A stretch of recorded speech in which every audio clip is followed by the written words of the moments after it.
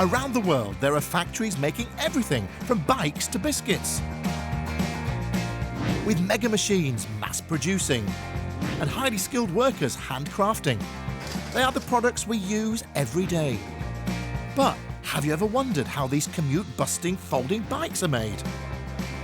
How to satisfy our appetite for savoury snacks? Or how an iron pan is spun by hand? Well, sit back as we go behind the scenes on the production line.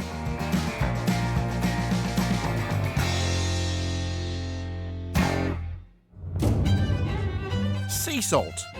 It's a seasoning super weapon that's been used by top chefs for years. 1 fillet steak, 2 potato. Fans say it's got a better taste, texture, and unlike table salt, it's all natural. Been using for about 30 odd years in cooking. It adds to the flavour of the ingredients rather than masking them just in salt. As you might expect, sea salt is simply salt that's extracted from seawater. And the place at the centre of the sea salt industry is the seaside town of Maldon.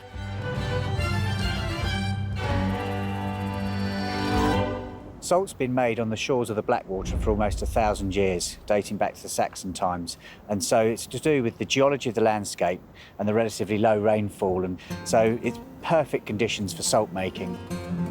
Dried salt deposits on the marsh plants make this seawater saltier than most. And a below average amount of rainfall means there's less fresh water to dilute it. The artisan techniques remain true to our roots, and the actual production methods carried on since, for hundreds of years. Stephen is the 4th generation of his family to make salt here. The craftsmanship and the know-how of how to make the salt and to make the correct crystals has been passed down through the generations. Fans of Maldon sea salt include some of the world's top chefs. And even the Queen's a fan. It's become globally famous due to the quality. That's number one. And then the beautiful taste, it's the mellow taste. Simply put, sea salt is made by evaporating seawater, which in Maldon's case is pumped directly from the estuary. We take the water from the middle layer, which is the most saline point. We then pump the water into a barge, which then gets filtered and goes into the factory. We always take the water on the spring tides, which are the high tides which occur on a new moon and a full moon. Spring tides happen twice a month and mean the high water level is extra high. The reason we take the water then is because it pushes up over the lovely marshlands you see behind us, and that dissolves in any of the salt crystals that have formed naturally on the vegetation. It almost acts like a natural filter. But the company weren't the first to figure this out. The estuary's been used to produce salt for thousands of years. Back then, salt was a highly prized commodity. Legend has it, some Roman soldiers were part paid with a handful each day. In fact, the word salary comes from the Roman word for salt, sal. Have you ever told someone that they were worth their salt or were the salt of the earth? Well, that's why. Back at the salt works, Stephen's ready to get to work. The first stage is to remove any impurities from the salt water. So what we're looking at here is we've taken the water from the marshes, filtered it, pumped it into the steel salt pan. We have to effectively boil the water and bring it to a galloping boil to remove any impurities. A galloping boil means something that's quite vigorous, I suppose, and energetic. I can't tell you the exact temperature because it's top secret, but you certainly will want to be putting your hand in there. After any impurities are boiled off, the top secret temperature is reduced, although Stephen's not at liberty to confirm or deny that reduced temperature. As the water simmers, a crust of salt crystals builds up on the surface. So here you can see a pan that's probably been producing now for about an hour or two into the actual total runtime of the process. And you can actually see the pyramid-shaped crystals forming inverted on the surface of the water. So as they grow in size and weight, they break the meniscus, the tension of the surface of the water, and then fall to the bottom and sink, a bit like snow falling, really. Next, the pan is left to simmer. The pan's temperature is closely monitored. Too low, and the salt won't crystallise. Too high, and the water will evaporate before the crystals have had a chance to grow. The salt maker, by visual, will look at the size of the crystals and adjust the temperature up or down accordingly to get the right sort of size that we want for the infamous sort of Maldon salt flakes. This process takes at least 20 hours to produce a full pan of salt. Sea salt is entirely natural. It doesn't contain any additives, unlike table salt that needs anti-caking agents to stop it clumping. And Stephen's rightly protective of the family firm. It's not something you would hear sort of everyone do on a daily basis, yeah, it's certainly a tradition, an artisan technique that's been passed down through the generations, from family member to family member. So all those sort of secrets and ways of working are closely guarded, and it's a bit of an apprentice sort of job. So you learn the trade on the job. It's not something you can study on a university degree. My great-grandfather bought the business in 1922, so 96 years, and it was passed down through the generations. But of course, my grandfather came into the business in the sort of early 50s, and he took over and ran the business, but he would only ever produce salt 4 days a week, never on a Friday, because that was delivery day, when he'd go out on the truck and sort of stop off on the way, delivering around the local sort of butchers and bakers to deliver the load. And I think he only ever got halfway round, because he'd always sort of stop for a cigarette and a cup of tea with everyone. So my grandma would always try and chase him up and find out where he was, because he'd never sort of complete the round. We've always remained core and true to our roots in terms of the techniques, but just made more of it as the demand comes through globally. But I'm sure he'd be very proud to see it as it is today. Maldon sea salt is a global success. It's exported to over 60 countries, from Poland to Peru. And they owe much of that success to a Swedish schoolgirl. Let's call her Frida. Frida was visiting Essex on a student exchange programme. She bought a box of sea salt as a present for her parents. Sweet. Her dad happened to be a buyer for the Swedish co-op and fell for the unique taste. Before they knew it, Maldon salt was being stocked in Swedish supermarkets, and soon the world followed. Back at the salt works, after 20 hours on the boil, the seawater has been reduced to a very salty brine, and the salt crystals are finally ready for harvesting. What happens here now is the salt maker will come in and start drawing the salt pan, which is effectively raking the crystals from the bottom of the pan up to the side of the pan, and then from there he will then shovel them out into the draining bins behind him. But of course, the art of temperature and timing depends on the size of the shape of the crystals that we produce. It's quite a skilled craft to make sure that we produce and yield the correct amount of salt in the correct size and weight as well. Nothing's been added. This is seawater that's been boiled and evaporated to produce a brine.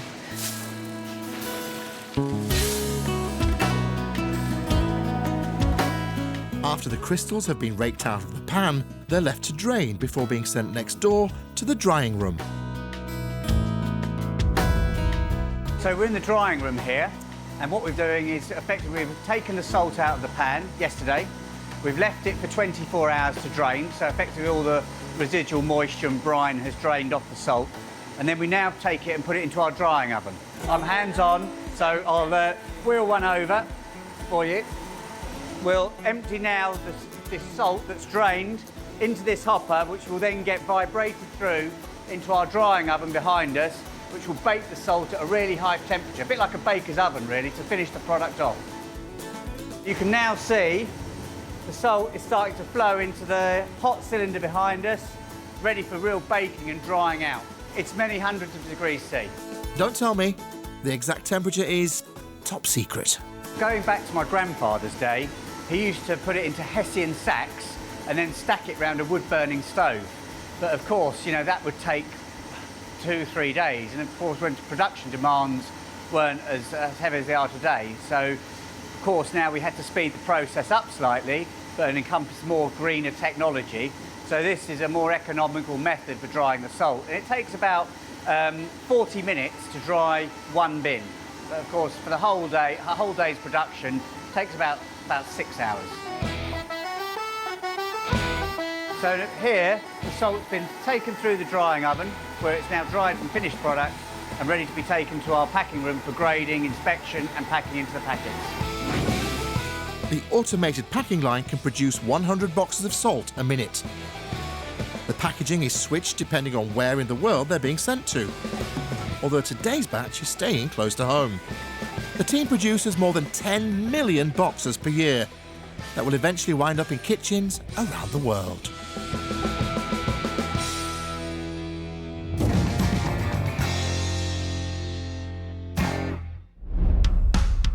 The folding bicycle, saviour of city commuters the world over. These ingenious little gems combine practicality, speed and style. Well, maybe not style. One of the market leaders is Brompton Bikes. Founded in 1975, they hand-build nearly 50,000 bikes a year and export them to countries all over the world. The iconic design incorporates over 1,000 different components. Quick-release clamps allow the seat and handlebar to tuck neatly away, and the frame to fold in half. Perfect for a busy commute.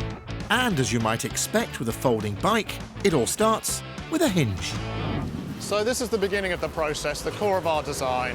The heart of our product is its compact fold. That begins with the hinge.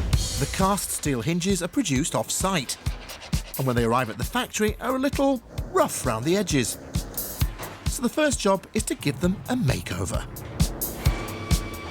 These computer-controlled lathes fine-tune 4 hinges at once.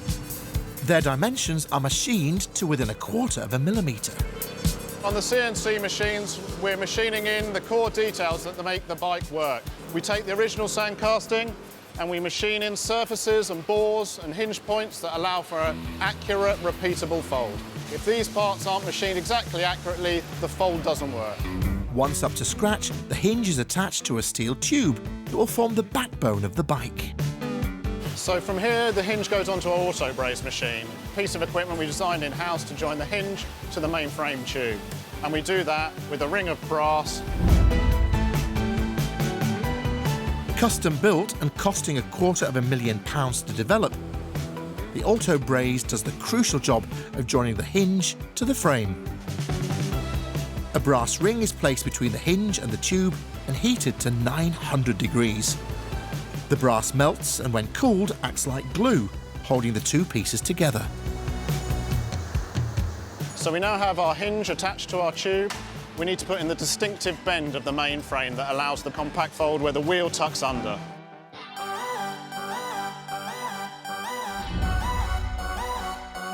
We do that on the press. So Merrick's putting the bend in that tube. We can do about 300 a day. This press can exert up to 10 tons of pressure on the steel frame. So that's the original part after it's come off the auto braze and rumbling, and that's the bent part ready to go onto brazing. Brazing is used to join all the structural parts of the bike together. It might look like welding, but it's got more in common with soldering. Whereas welding fuses metal together using extreme heat, brazing uses lower temperatures to melt filler metal around the joints, holding them together.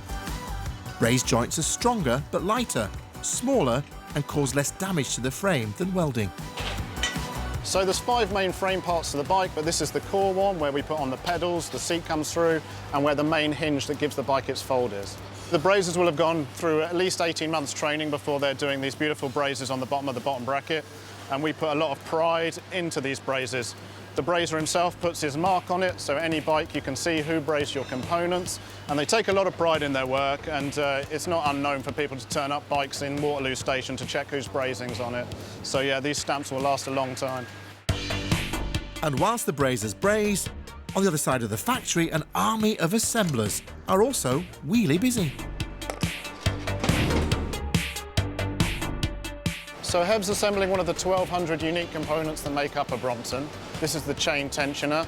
This is what keeps the chain tight when it's folded, stops the chain falling off and you ending up with dirt all over your trousers. It's an important part of the folded mechanism. This is where we build our wheels, obviously an essential part of the bike. Without 2 of these, you're not going anywhere. In our wheels, we've got 3 components. That's the hub, the spoke, and the rim. Slavo's job here is to knit those three things together to give us a nice true wheel. Andrew Ritchie, our founder and original designer, came up with a lot of ingenious little components that make the bike work as well as it does, and that's the difference between us and, say, some of our competitors, is all those details have been thought through. Andrew Ritchie designed his folding bike in his flat, overlooking the Brompton Oratory in London, which is where his bikes take their name. But his wasn't the first. Folding bikes had been around since the 1800s and were even adopted by the military. I wonder if Brompton's come in khaki. Because back at the factory, it's time for painting.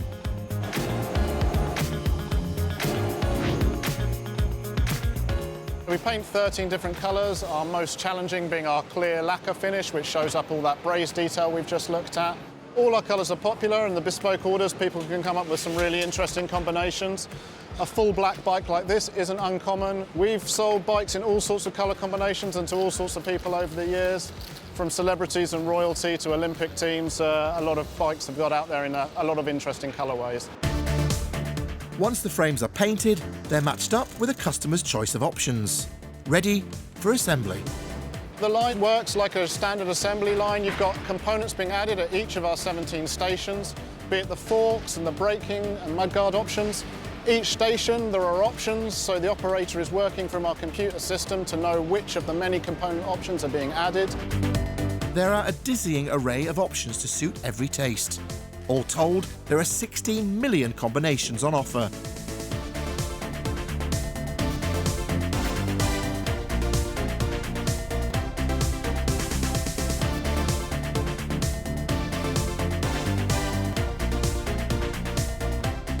We're looking at the bike upside down at the moment. You've got most of the frame components there. We're just missing handlebars. The wheels are ready to be added and the brakes are in place but not cabled up.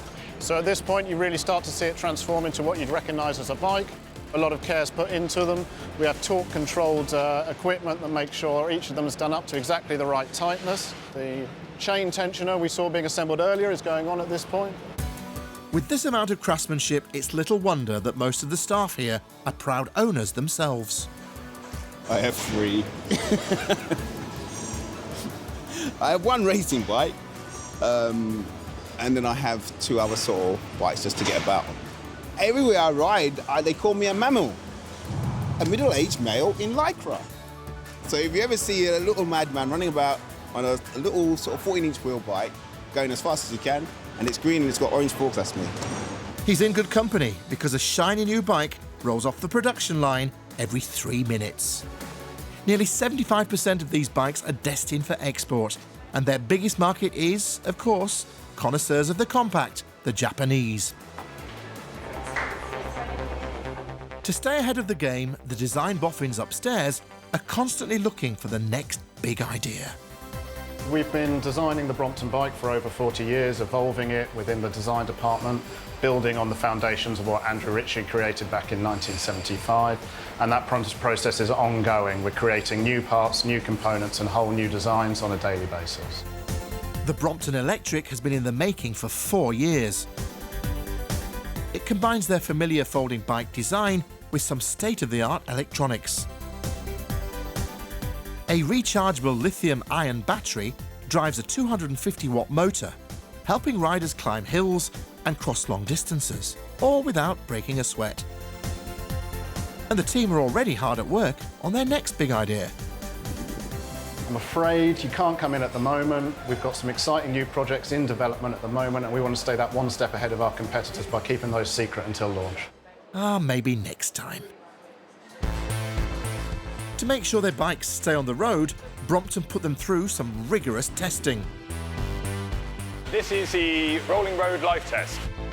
This aims to condense the full life of a bike into 31 hours of very harsh testing. Think the worst pothole roads London has to offer. To demonstrate the quality and performance of products in production, but for as a development tool too. So products that are in the pipeline, we like to look at reliability and and understand how long they'll last in the field. We like to know that our users are safe and that their products will last for many years, so it's essential. Cut. For the record, that was the test rig, not the bike. All around the world there are Brompton owners clubs and people using Bromptons to explore the world. The guy who visited the most countries in the world, he did it on a Brompton. We just tried to make the best product we can and let the world absorb it as it sees fit. In Holland, we might as well be a fridge. It's a utilitarian tool you use to get to work. In South Korea, Japan, clubs go out on a Sunday all together. They buy accessories and keep their bikes polished. But we just make the best product we can and let the world work out how it's going to use it. Brompton expect their bikes to last decades, so nothing is left to chance. This is the last stage of the assembly line, our final inspection. So the bike's been given a final once-over to make sure the customer's got exactly what they want. Every nut, bolt and screw has been tightened to the correct torque. He will throw a leg over it and test the fit and function of the bike before it goes in the box, but it's fresh and ready to ride. Of course, the real test comes down to the famous Brompton fold. Can Brett come close to the record-breaking 5.1 seconds? No chance. Oh, I ruined it.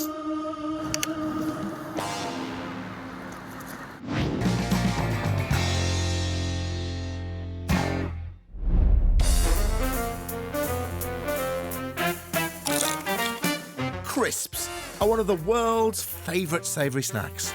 This global business is worth billions of pounds. And Tyrrell's are one of the companies leading the posh crisp revolution. They churn out 110 million bags a year, all lovingly made from potatoes, farmed right on their doorstep. They come from the field into the factory and really could be harvesting in the morning and then turning them into crisps by the afternoon. Curly, crunchy, characterful crisps. Tyrrell's go through 37,500 tonnes of potatoes a year, and they're sourced from independent farms like this one. And resident potato expert Patrick is very proud of his spuds. I've got, dare I say, the dream job. I've been involved in potato growing for 30 years this year, and my family's always been in agriculture. The seeds are sown in March and harvested around 100 days later. The main varieties are Lady Rosetta. Around about Christmas time, we'll go on to a variety called Taurus, and then in June, we will go into a variety called Lady Clare. At the height of the harvest, these fields will be producing 500 tonnes of potatoes a day, all destined for crisp packets. People don't realise the amount of time, effort and cost that goes into growing potatoes. It's phenomenal. Growing potatoes is all about a gamble. In this field we're in at the moment, it's 10 acres. It'll cost the grower £20,000 to grow. And if the dear Lord is unkind, then the gamble's gone. There's no insurance. And only the best potato will do. Tyrrells require the perfect potato. What I'm coming to do is actually check the health of the crop. So we can see here a lovely, healthy plant with lots of little tubers on it. What I'm then looking at is to see how big the potatoes are. So I've got my standard potato sizer here. I'm going to look to see what the largest one is, and that is around about 50 mil. When you start working it out, it is amazing how many bags of crisps will come out of a field of potatoes. One potato roughly equates to one standard bag of crisps. So there's a fair few multi-packs there then. My favourite, depending on the weather, would be naked on a Sunday afternoon. Eh? Lightly salted on a Friday evening with a lovely dip, and on a Saturday night would probably be chilli flavour. Ah, I was beginning to wonder. Once harvested, the potatoes either head straight to the production line or are stored in wooden crates to await their fate. Down the road at the factory, it's up to technical manager Ben Parks to turn them into delicious, savoury snacks. So Paul will come in with the forklift. He's going to take the box round, lift it up into the box dipper, and that'll get ready to load the system. Each box has got a label on it that will contain the information of which farmer grew the potatoes, which field it was grown in. So the potatoes we've got today are Taurus variety. They've come from a local farmer called Ian Pryor. Unfortunately, not every one of these prize potatoes will make the cut. So once we've got the potatoes loaded up into the cistern, they move along a fairly big conveyor. It's quite a slow-moving conveyor, across some grading rollers. Those rollers are there with set gaps between them to make sure anything that's particularly small drops out. Once sorted, potatoes are given a thorough scrub. And that's basically a big drum that just turns with a volume of water in the bottom, and the potatoes just work through, rubbing against one another, which takes all the soil, dirt, and any small shoots or anything that are on there will all get knocked off. It doesn't smell great. You know, if you wash potatoes at home and you've got all the mud coming off in your sink, it's exactly the same process that you'd have there. The difference is we're doing 100 tonnes in a day, whereas you might do a kilo or so at a time.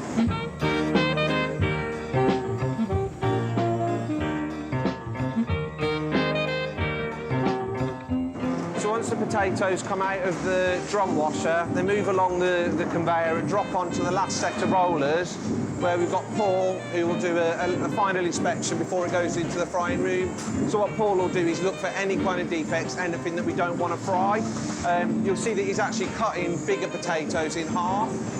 The reason he's doing that is partly because it helps him get through the system quicker, but also because with some potatoes, if they've grown too quickly, you get this sort of hollowing of the middle, and that will fry a dark, black, unpleasant colour. At this point, anything that we don't get out of the system now is going into the fryer, and ultimately we'll get through to a finished product. So what Paul does is vital in the product quality. It's never good to get defects in a finished product.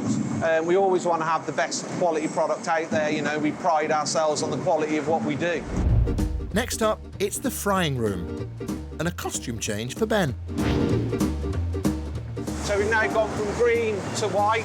We've got blue hairnets, and it's even more important we have things like beard snooze, just to make sure we don't get any rogue hairs getting into the process. Rogue hairs?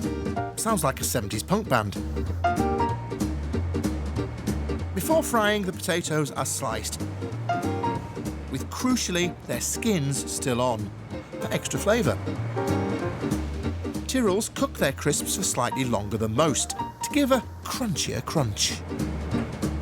Once the potatoes go through the slice head, they drop onto a conveyor. It's a high-speed conveyor which will move the slices into the fryer itself. Potatoes then drop into the fryer, where the moisture will start to drive off, and the potatoes will be stirred to make sure they don't stick together. So this processing room's really quite noisy. You'll see all of the guys will have ear defenders on. It's so noisy in there because of the extraction. So when you fry the potatoes, all the moisture gets driven off and has to get sucked out of the room, otherwise you end up with a room full of steam. Once cooked, the crisps are put through a giant spin dryer to remove any excess oil. Stops the product being greasy and unpleasant in the packing. So it just means that any excess oil isn't there, and it helps give a little bit more crunch to the product. Because conveyor belts could damage the cooked crisps, from this point, they're moved around the factory on vibrating steel plates. I mean, we want crisps, not crumbs. Once we've come off those spinners, the crisps move up onto the top floor, where they go through an optical sorter, which automatically sorts out any frying defects, so anything that's particularly dark, or any greening, or any blackening of the product will get rejected by the optical sorter, after which we move into the seasoning room.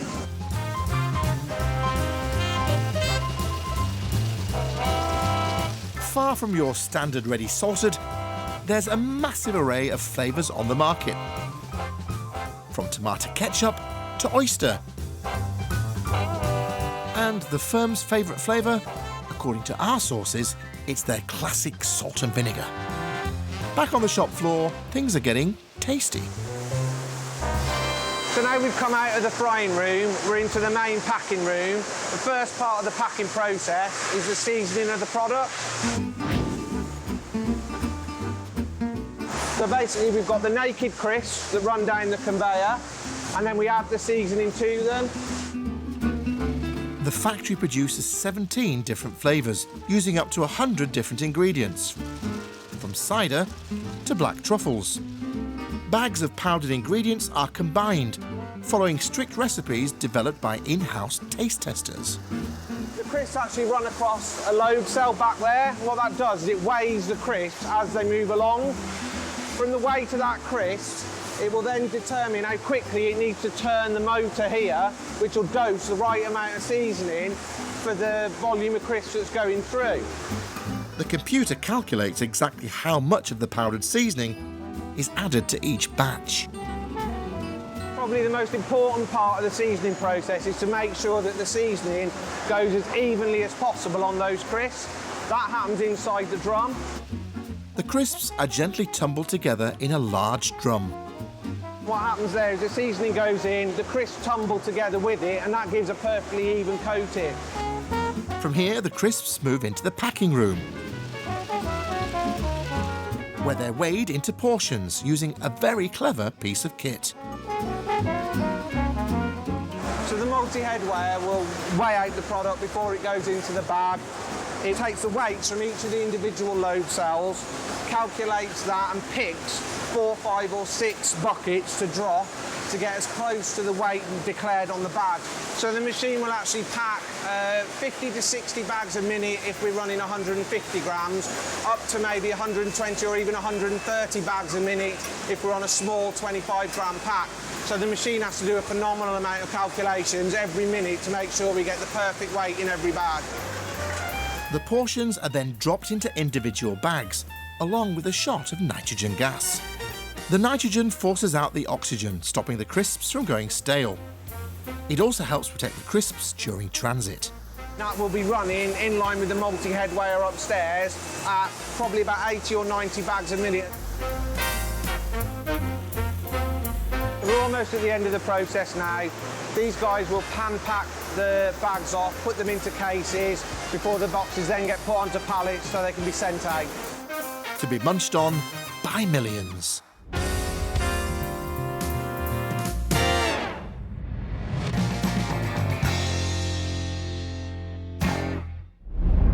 The small town of Ironbridge is considered by many to be the birthplace of the Industrial Revolution.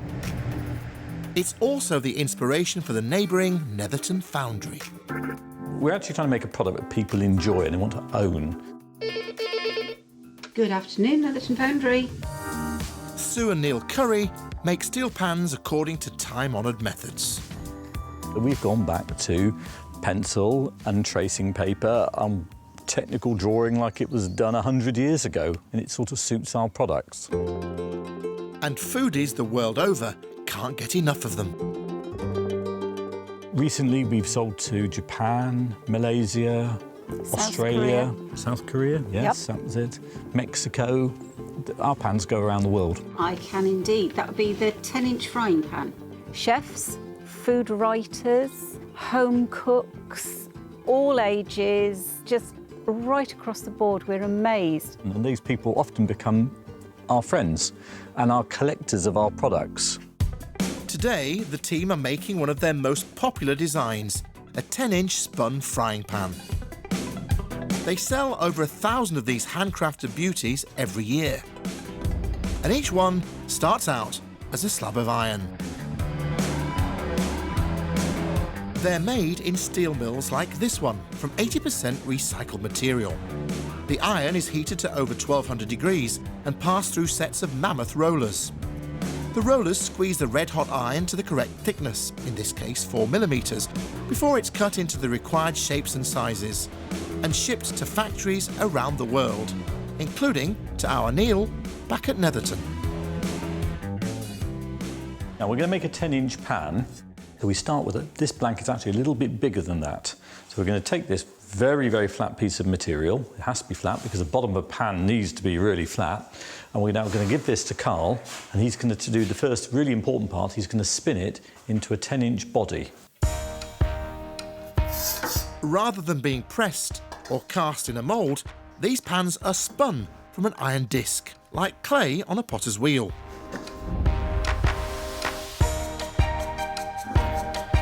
Carl clamps the disc into the centre of the lathe, next to a wooden template that matches the finished shape of the pan. A former bar, made of hardened steel, is then levered onto the edge of the spinning disc. The force of the bar pushes the steel around the mould, forming the shape of the pan. whole spinning will take around 2 to 3 minutes. Really depends on how big the pan is. Obviously, a bigger pan takes quite a bit longer, and also the thickness. See, a thicker pan takes a lot more effort to go and move the material. Many of the machines in the workshop would be well past their retirement age, but have been lovingly restored and then repurposed. This machine was actually built in Birmingham, not so very far from us. It's done a lot of different things over the years, but it's now absolutely perfect for spinning frying pans. And it's taken Carl, who's clearly the strong, silent type, years to perfect. Carl's been in the engineering world for years and years, with a background in press work, foundry work, anything to do with metals. But now, actually, spinning is his trade, and he takes a great deal of pride in this now. Now we've got this completed pan shape, but it's got a rough edge here. So Carl's going to bring a trimming tool made of hardened steel, and he's going to spin the lathe again and trim this so we've got a really nice non-sharp edge. Spun pans are 50% lighter than cast pans, but are just as strong and hard-wearing.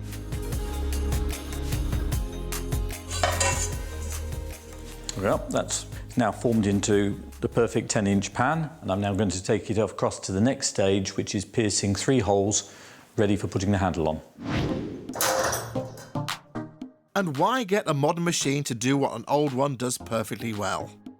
OK, I could get a brand new machine to go and do this. Maybe that little swing I'm using just has a little bit more energy, but do I need to have an electric motor to do this? No, it's great. It's just beautiful. I acquired it from a guy who was storing it in the back of a lorry.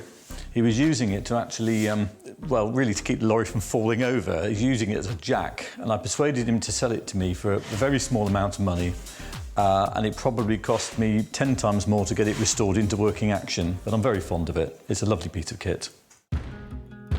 If I started putting in power presses and each stage was totally automated, it wouldn't be the same product.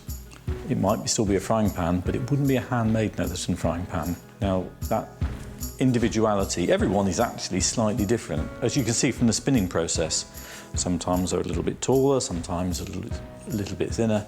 It isn't a mass-produced item, and I think it would be quite disappointing if it was. Well, this is iron. It's recyclable. It's the perfect material.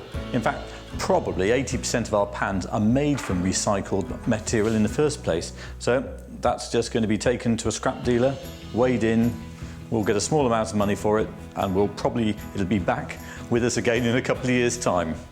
The black iron sheet comes from British stockholders, from a number of these, depending on what material we need.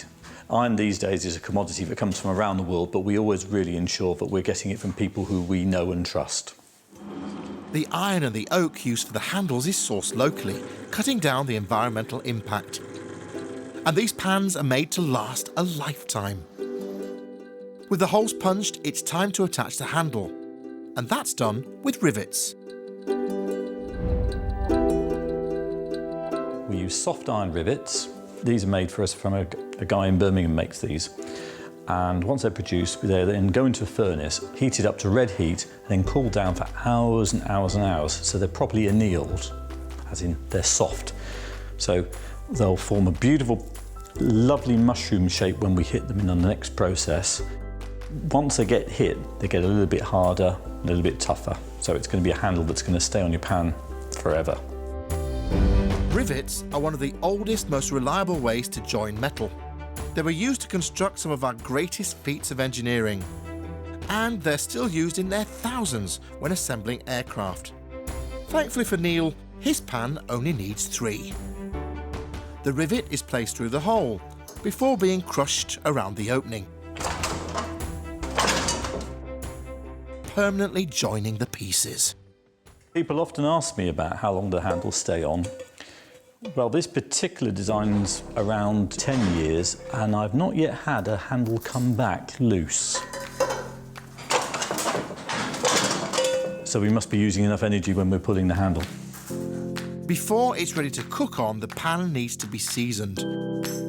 Iron needs to be protected from water and the oxygen in the air. Without a layer of paint, or in this case flax oil, the surface will eventually oxidise, creating rust. Not good when you're frying a fillet steak. Seasoning also creates a non-stick surface without the addition of synthetic materials like polytetrafluoroethylene, or Teflon to you and me. But to get the flax oil to stick, Neil first needs to rough up his pans. There are no wrinkles on our pan. It's actually very, very smooth. And that's actually not very good for getting the oil, the seasoning oil, to stick to it. So we're going to take this smooth pan, I'm going to hand it to Carl now, and he's going to put it inside this rotary shot blasting machine. Shot blasting is like sandblasting, only done with a fine metal powder. And that's going to put a very fine texture across the whole surface. Now, we're very proud of this texture because it ensures that once the oil's baked on, the oil doesn't flake off. It's a very fine texture, but very important. A bit of a secret ingredient in here, we're not going to tell you that part. After shot blasting, the pan is handed to Anne to get oily. So I'm just giving it an even coating of flax oil all over, making sure it gets in all the little nooks and crannies around the handle. And then it goes onto a metal hook, which is then lifted into the oven, ready for cooking. The pan is heated to 285 degrees C, baking on the oil to provide a non-stick surface that won't flake off. The pan isn't finished until we have a set of oak handle covers put on here. Now, these are British oak.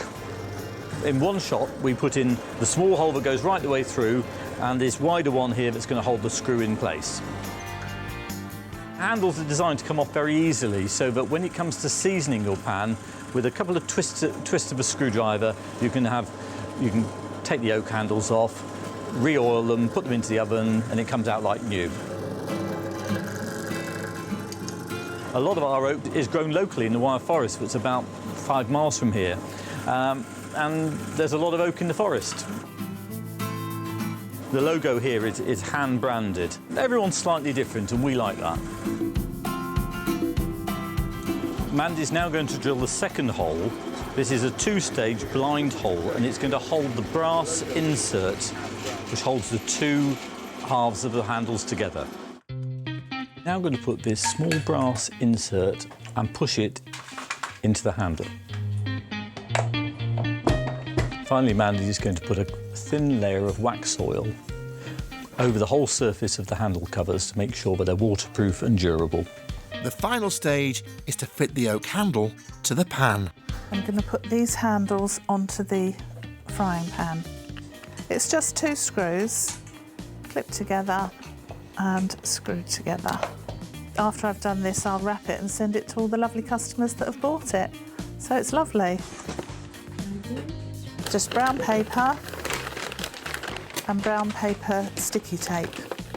And that's it, ready to go to the customer. Who'll hopefully cherish their pan just as much as Neil and Sue. It is more than just a job. I mean, it is fun. We do like making them, and we do like people using them. As one of my shop customers said, you're not just selling me pans, you're selling me a bit of yourselves. So, and that's true. Who are no doubt eager to cook up a storm.